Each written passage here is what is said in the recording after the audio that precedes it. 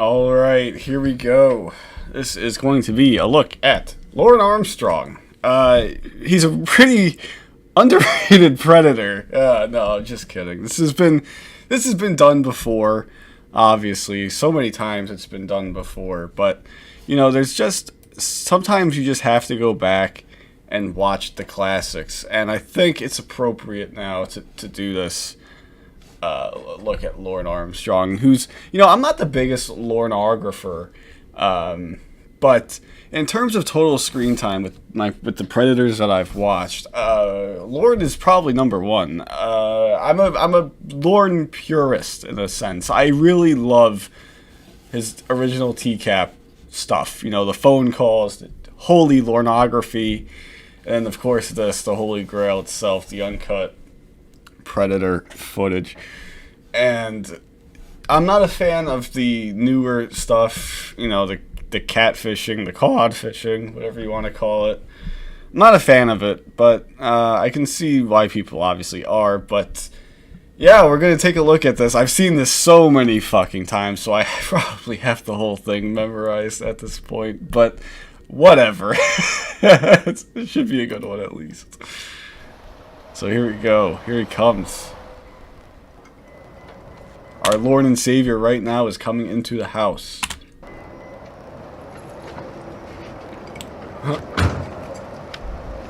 Hey, I'm glad you Hey, came. girl! How are Up you? next, this potential predator will be thinking that he too should have stayed away. Good, how are you? Good. I'm good. How are you? How was your drive? Terrible. She was alright. So right away, he comes in, and the decoy asks him how his drive was. He says, terrible. And then, so he wasn't expecting, I think, her to be like, oh, how come? And obviously his drive wasn't fucking terrible. It was probably the best drive of his life. He probably thought, yes, I'm finally going to see my precious little princess, and it's going to be the best day of my life. It's my birthday, too. Gonna get some birthday sex. So yeah, this was probably the best drive of his life. So he wasn't expecting to be called out right there. I think he was expecting Kayla to be like, "Oh Lord, what happened? Let me comfort you. Let me suck your dick so I can comfort you." So but yeah, so he wasn't expecting it to say, "Oh, terrible." Well, look, we got these new chairs. You have to sit down. I have to sit down? Yeah, look. It's a massager Oh my chair. God, It vibrates what? when you press the buttons. Look, oh my god. Yeah, flip the switches. Oh my god, look at that. Oh my god. So yeah, I mean, right away, we're less than 40 seconds into this, because this was actually, there's like 20 seconds of intro, or maybe 10 seconds of intro, and Lord has already given us some great lines right there. But yeah, it's not a massaging chair. It's one of those fucking things that you got at Brookstone, which I'm not even sure if those are even still around anymore. But one of those things at Brookstone that you were like, I don't know, 40, 50 bucks. And, it was like a fake massager, probably had like a heat. It does have a heater on it, as we know. But right away, what is this fucking setup? I mean, no one has a living room that looks like this, where you just have two chairs facing each other. One of them has the recliner up, and there's just nothing. It's like, looks like it's a television studio. I mean, it's like, at this point, 2007, the final sting of To Catch a Predator. Predators, they only had 7 showed up to Kentucky. Only 7, because people were so aware at this point. And obviously, at this point, you're not coming to anyone's house at this point. You know that's off the fucking table. So the only people that showed up to Kentucky are complete morons. And if you look at it, it fucking works. You have this guy, Dustin McFetridge, fucking the fat guy. What the fuck was the fat guy's name? The fat guy with the red shirt and the jorts. I can't remember his name at the moment. We had Bald Beaver Hunter, Paul Westwood, the Brett Favre lookalike, and you had the lieutenant, the fake lieutenant. I mean, you have so many. I don't know. Am I missing one? I might be missing one in there also. But you have all the people that showed up to this thing were complete idiots. And so obviously, they're the only ones who haven't seen To Catch a Predator at this point. And then obviously you have a nice red flag right here, and that the whole fucking living room looks like a television studio. Come on! Which one is it? Which one is it? You can use either one of them. It tells you there's one for your butt, there's one for your lower back, and there's one for your upper back. And fucking Kayla, or what's her face? Casey. She looks so fucking hot here, man. She's 19 at this point, right? This is the only time during the Kentucky sting. It's the only time that I ever found her attractive. Not in the New Jersey sting. Not on her fucking pictures on Instagram, where she looks just doesn't look so good. But she looks fucking hot here. I don't know. It must be the lighting, the studio lighting that we're in here. She looks hot, and she's getting into this performance here. It went for your back. It went for your lower back. It went for your butt. I just felt my butt. Oh, that's my butt. I think. You can pretty much tell a difference when you press Holy. on. Yep, that's my That butt. feels so good, right? I thought you had blonde hair. Do you like it? I dyed it by myself. I think it's pretty. Thank you. So that's a good line by Kayla right there. Oh yeah, I dyed it myself. But yeah, Lorne's like, I thought you had blonde hair. And it's like, as Lorne, in Lorne's mind, he feels that he is entitled to, despite him being on a scale of 1 to blue waffle, being off the fucking charts, he thinks that he deserves a nice busty broad with blonde hair who wants nothing more than to bear his children, his idiot children, right? Despite him being completely ugly. So, he might be, I'm surprised that, because Lorne wanted total control over Kayla, right? Lorne wanted nothing more than just to control Kayla every day, 24/7. Didn't want anything else. So I'm surprised that he's just okay with her having not blonde hair at this point, because I think if she had just dyed her hair, I think Lorne would have felt like he was entitled to know that during their month-long 407-page chat log. I think Lorne would have wanted to know that. I'm just surprised that Lorne's just... Well, I think at this moment there's nothing short of Chris Hansen and a trip to jail that would make Lorne unhappy at this point. So, I guess he's willing to give her some slack. You. It's very pretty. And he's still fucking with the Where's mom. the pizza? Oh my I was god. waiting to eat because I thought you were bringing some. Oh, I want to bring you pizza. I wasn't bringing any pizza. Okay, his name is Lorne, Lorne, and you're Kayla. You should have condoms, pizza, bracelet, and cam. I don't know why they ever thought that he was going to bring pizza. Lorne's a cheap fuck, of course. He barely had enough gas to get to the Sting house. So yeah, he obviously wasn't going to spring for he couldn't even spring at this point in his life. He couldn't even spring for a shitty $5 hot and ready from Little Caesars, which I've never had. I wish there's not one. I've never been in a close proximity to a Little Caesars, so I can't really comment on their pizza. But when you're selling a pizza for $5, I'm just going to assume that it's not very good. It just barely qualifies as pizza. But yeah, Lorne couldn't even spring for something like that at this stage in his life. And it's interesting because he did scam Durango Mango Betty out of, what was it, $25,000? And he left Maine with nothing but a truck to his name. So he probably paid a few months advance on his apartment, which is unfortunate because he only stayed there for 2 months or something like that. But where did the rest of his money go? You can't spend $25,000 just on Bud Light and cigarettes, although maybe Lorne could. It's like, where did that money go that he wasn't able to afford things, and he was sleeping on the floor in his shitty apartment, and he's like, oh shit, I need to get a job because I won't be able to pay my rent. Like, I don't understand how Lorne was so bad with money to, that he ran out of his quote unquote free money in like less than 2 months. It doesn't make sense. Well, weren't you gonna bring me something? Well, yes, I was. And I did.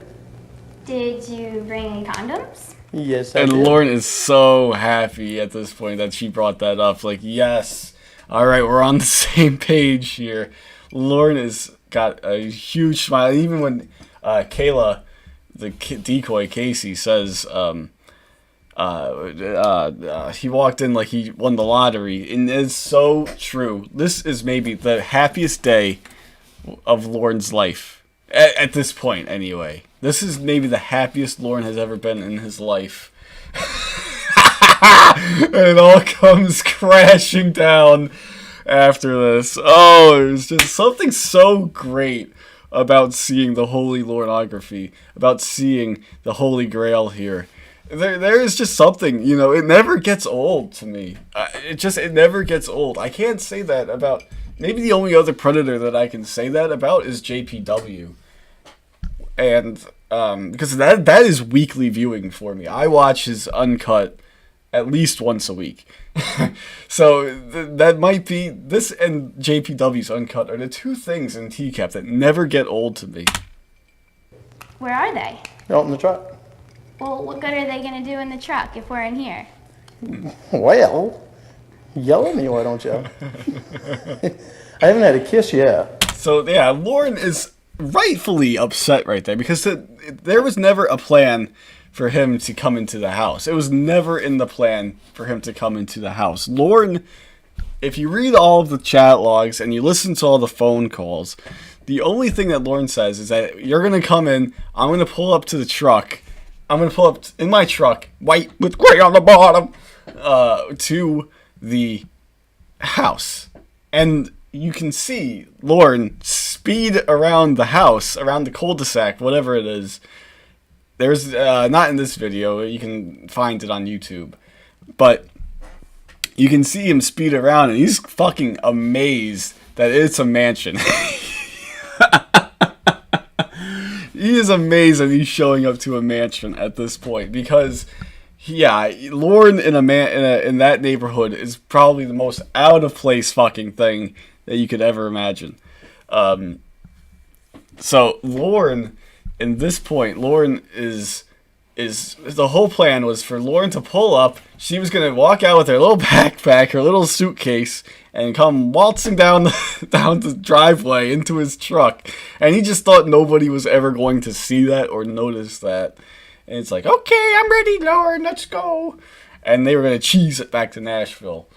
But yeah, I mean, Lorne thought that was the plan. So that's why he's like, well, yell at me, why don't you? About not bringing the condoms into the house. Because he never planned on coming into the house. And Lorne is, like, taking a huge risk coming into the house. That was never in the plan. But Lorne showed no hesitation about coming into the house. He fucking waltzed in there like he won the fucking lottery. Oh, okay. Well, then what did you want to do? Well, I want to kiss first. He's still fucking with the buttons on the thing. You can hear it click, click, click. But yeah, Lorne, at least he's not one of those guys that came in asking for a hug. Oh, a hug. And then what? Can I have a kiss first? Well, let's talk first. We just got here. Would you like me to go out in the truck and get myself? No, it's all right. No? You don't want your thing right now? Present I gave you? Well, what is it? Well, I can't tell you. That wouldn't be much of a present if I told you. Well, you can go. Shit. I'm coughing, I swear. It's not because I've smoked cigarettes like Lorne. I was drinking water, went down the wrong tube. So give me a second here, guys. Alright, I'm good. But yeah, one thing I wanted to mention here is that now Kayla is a little bit more comfortable, but the knee is still out, which is a bit interesting. Why is, like... I don't know if you can even really quite see, but her knee is pointing out like a fucking arrow or like a gun saying, hey, don't fuck with me. And Lorne is just lapping it up, man. He's relaxed and he is, excuse me, just relaxed and he's like kicking out. He's got his recliner up. He's so comfortable. He's with his girlfriend. And yeah, he's getting a little bit frustrated at this point though. Because oh, what is it? He doesn't want to, it's not much of a present if I told you, but I don't recall him ever, I might be wrong about this. I can't recall him saying in the Lorneography, the Holy Lorneography, that it was a surprise. I thought it was always that he was going to take her shopping for jewelry shopping at Walmart. I think that's what he said in the chat log. but he might have just went on his own when he got the condoms that he didn't want to bring. When he got the condoms, he also got the bracelet. A bracelet. I brought her a bracelet. Go get it in a little bit or something, okay? Okay. I hate that sound. I hate that when he does when he laughs. He does that so many times in the phone calls, and he does it right there. Listen to it again. I fucking hate this right You can here. go get it in a little bit or something, okay? Okay. I hate that at the end. And he does that on the phone. He's like, you must really like me to want to talk to me that long. Are you nervous? A little bit. Are you A little bit, anxious? not as bad as what you thought you would be. Not as bad, but I still Are you anxious about talking to me? kind of nervous. I'd rather like talk a little bit first and then like so I'm more comfortable, you know? That's like Cool. Good. I'm really glad. And that is just, you can feel the awkwardness when he's, every time he says that line, you can feel the awkwardness. I mean, it's obviously a reference to the chat log because she said Kayla, not this Kayla, but the other Kayla, said cool. Like every single portion of the chat, she said cool. So that's Lorne making an inside joke, a reference that's like cool.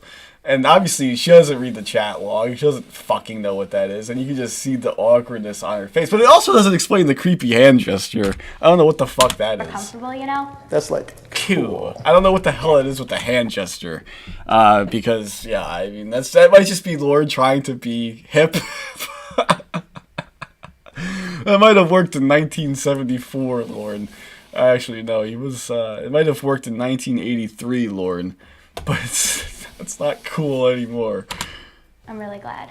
And right there, you get your first real awkward pause, and it's like, yeah, oh, Lord, you gotta break the ice right here. I like seeing I you like in person. you in person. Yeah, I like seeing you too. Good. So This is getting hot. How come? oh, because press the red button.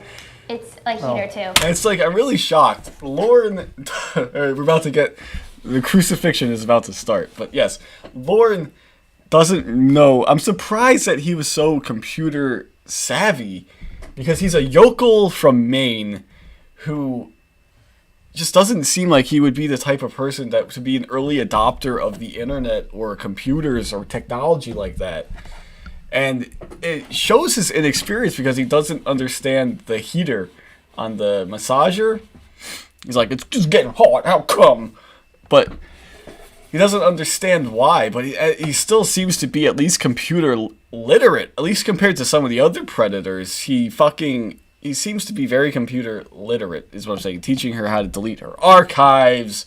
We got to break up. The Yahoo police is reading our chat logs. We need to be discreet when we're talking. And Lord, I don't know what made him, or how he even got very computer literate. It's very interesting.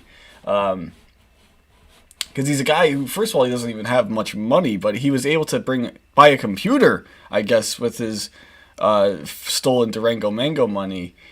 He was able to buy a computer, I guess, which, that was one thing that he sprung for. He didn't have a television, he didn't have a bed, but he had a computer. So where are his priorities? You gonna have a seat too? I like to sit on the edge of chairs. There you Yeah. And then Chris Hansen comes out, but that is great. I love to sit on the edge of chairs. Lorne wants her to come sit on his lap. No, I like to sit on the edge of chairs.